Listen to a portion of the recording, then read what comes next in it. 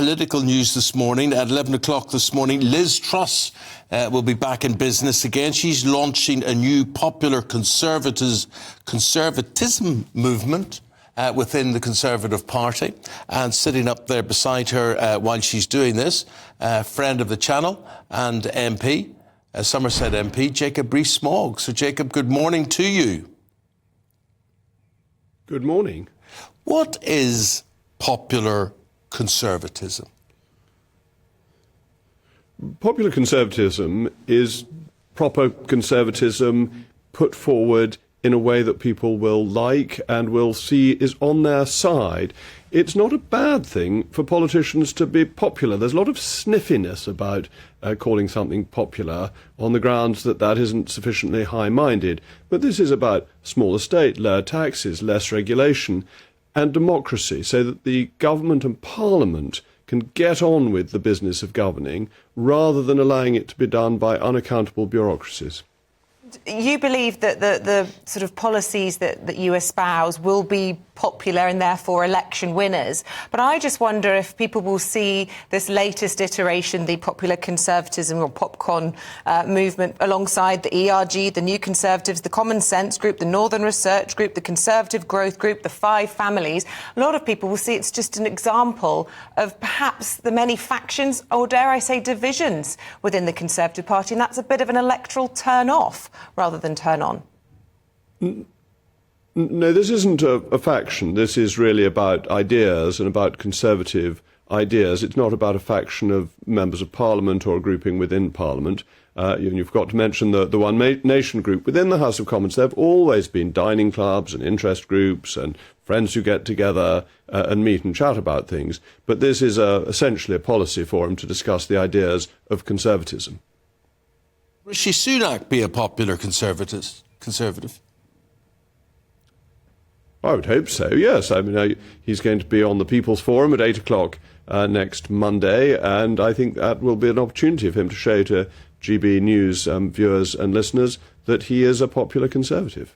What about Liz Truss? I mean, you can't deny that her name comes with a heavy side portion of controversy. Lots of people like her for her Conservative ideology and commitment to it, but a lot of people see her as having put the country through an extraordinary period of turbulence, all very much around the time of the death of Her Majesty the Queen. Is she necessarily the right person to front this?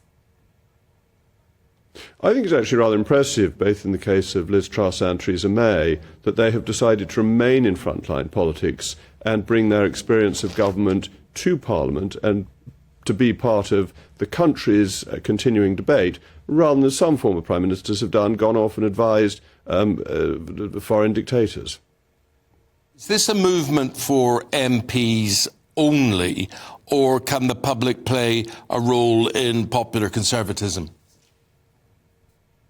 Oh, it's crucially for the public. Many members of the public will be coming along to the launch at 11 o'clock this morning.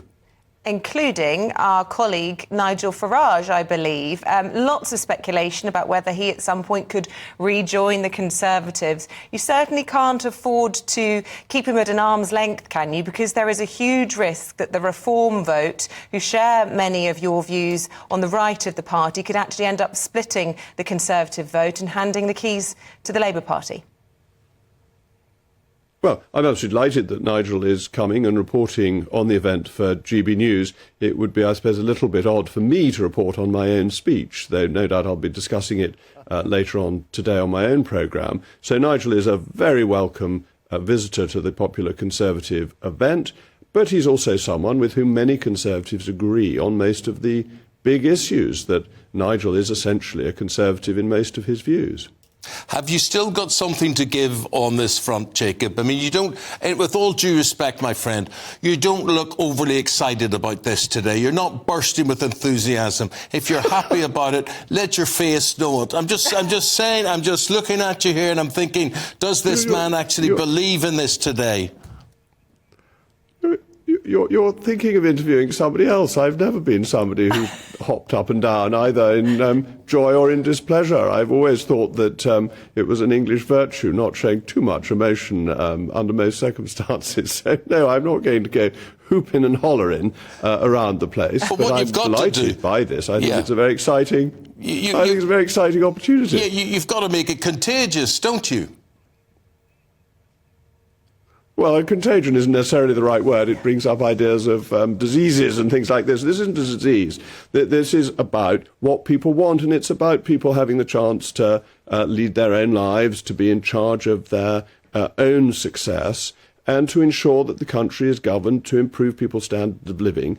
And it's not delegated to bodies like the World Health Organization, which we hear so much about, or the European Court of Human Rights, or to the endless quangos that interfere in our lives. That's the thing about popular conservatism. It's about reinvigorating the popular element of democracy that I think, as Margaret Thatcher once said, is fundamentally conservative. What she said was the facts of life turn out to be conservative. Yeah, well, you just brought up the name that I was thinking of there. Could you call this Thatcherism? Well, Thatcherism is a term of high praise in conservative circles, as you know, and Thatcherism was popular conservatism in the 1980s, and enormously successful. Reform transformed the economy and made the country much more prosperous than it had been before. So to that extent, this is replicating the approach to popular conservatism that Margaret Thatcher had. And just lastly, I'm putting myself in the shoes now of Rishi Sunak, shoes that, bear in mind, I think, most people wouldn't envy. A very difficult role in the context of the world at the moment. But you are putting pressure as a group or as a movement today on the Prime Minister to adopt hardline policies on immigration, specifically pulling out of the ECHR, and also calling for tax cuts. And I just wonder how on earth he can do those two things, given, first of all, the problems that we've seen from within your own party, the objections from right up the top, the Attorney General, to other people in the Lords, people like Ken Clarke, how impossible that is for him to do. But also on tax cuts. Just this week, we've had Lord Sir Richard Dannatt, General Lord Sir Richard Dannatt, talking about how we need to put more money into the armed forces. How can we make tax cuts in the current economic climate?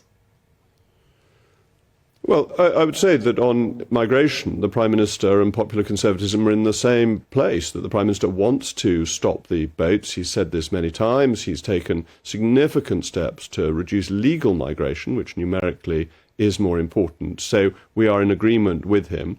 I accept that there is no majority in the current Parliament for leaving the European Convention on Human Rights. I think that needs to be something that is in a manifesto before that realistically can be done. On tax cuts and the military, first of all, the military has to show that it is spending the money it gets well.